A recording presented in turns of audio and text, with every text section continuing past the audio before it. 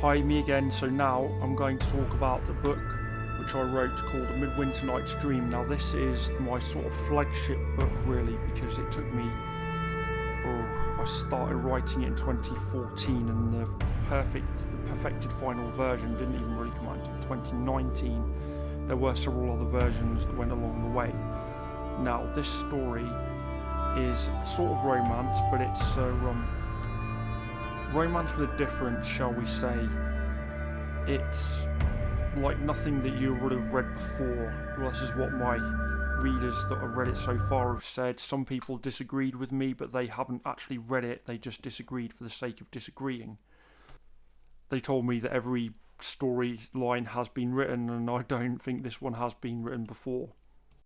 So the basis that goes on of this story is what would happen if two people who didn't know each other, male and female, are dying, and they're dying of cold, and they need to keep each other warm by putting their arms around each other and cuddling each other, basically, and they're in the nude. Now, how do you get into this situation? Well, you'd have to read the book to find out how they got into the situation, but it all started in about 2005 when I was driving in the snow for the first time in my Mini, the old-fashioned Mini, not the new rubbish style ones, and I was coming home from Cromer, which is where it's set, to Heavingham in the snow for the first ever time, and the car was handling quite badly because it just wasn't set right to be driving on snow, because we're not used to that in this country, and it was my first time, and then something just came out of this from the side of the road, and I thought it was a person to start with, but it wasn't. It just happened to be a plastic bag, and it just created a big shadow, something like that. So, but I always wondered, it just gave me an idea for a story where I want to know what that person was doing out there, who they were, learn more about them, and then what if they got in the car and I took them somewhere and then got to know them, and then something happened and we ended up having to spend the night together. So the original character for the narrator of the story, Rob, he was originally based on me. I just want to say that this is not me. So then I wanted to put him in the position where he's in this situation where he has to hang on to this woman to keep her warm, and he doesn't know her, and he doesn't know that she's got a bad side to her, or she thinks she's got a bad side to her. I don't really think she has. The question is, would you really be keeping her alive if you knew what she'd done or what she thinks she's done? And I would say yes, but it's much more than that. They fall asleep together in the haystack and they have these dreams of the future. And now, falling asleep when you're dying from hypothermia, that's really not a good thing to do. So that's your first twist that tells us that something's amiss here. And they go to sleep and they have these dreams of the future where things are all rosy, and then they wake up and they're back in the haystack again, and it just continues in this cycle of, but each time they dream they're further on in their lives.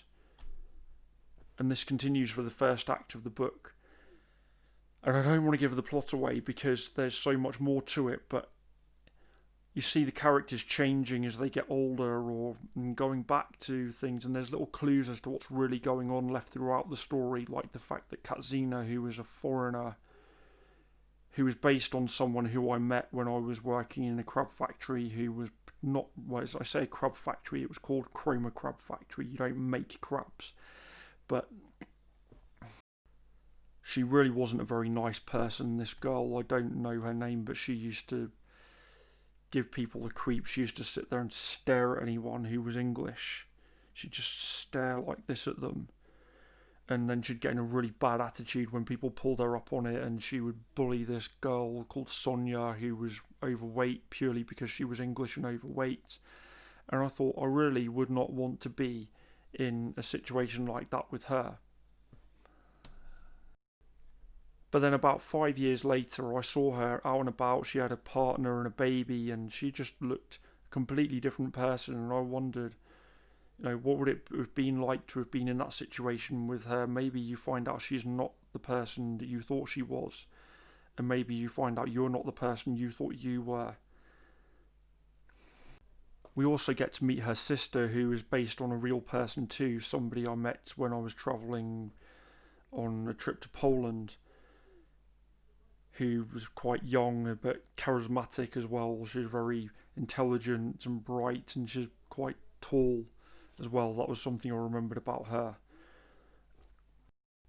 One of the greatest things that I've heard about this book in the reviews is one of the reviews says that it managed to make the reviewer cry with happiness and sadness at the same time. So it's this roller coaster of laughs and highs and lows, and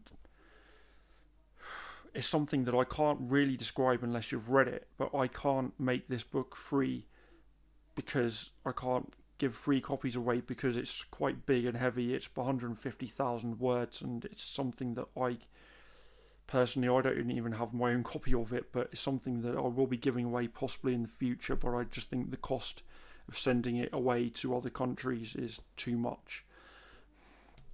It's currently ranked, I think, about 4.7 stars on Amazon. The ebook copy will be available somewhere on this page, hopefully, in a link. It's called A Midwinter Night's Dream, The Broccoli, the Stilton and the Haystack. Now, people think it's about broccoli and about Stilton or about hay or something to do with Shakespeare. It's literally a midwinter night's dream because they are dreaming on midwinter. The broccoli, the Stilton and the haystack refers to the characters. That's Rob, who is broccoli because Katzina says that he doesn't taste particularly nice, but is not everyone's cup of tea. But she knows that he is good for her. Pretty much how we see broccoli. Disgusting vegetable, but she's good for you. And the same for her. She says that she is stinky cheese, which is Stilton, but when you put her with him, the two of them come together to make a yummy taste, which is broccoli and Stilton soup. And they also happen to be drinking broccoli and Stilton soup to keep them warm. That's where it comes from. Unfortunately, I'm running out of time to do this video, so thank you to Jason Blaine for letting me do this. I'm going to try to post some more links to work that I've done with Jason on my YouTube channel, which will keep us going, hopefully. Links to this book should be there, or they should be on this. They should be somewhere posted here. Unfortunately, I haven't had enough time to do this as well as I would like to have done, because it's like 9 o'clock at night here and I've got some pills to fill up. And I have to do them now, unfortunately. So, and I won't be here tomorrow to do any more recording. So hopefully, good luck to everyone who's taken part in this. And thank you again for the opportunity. My name's Samuel J. White.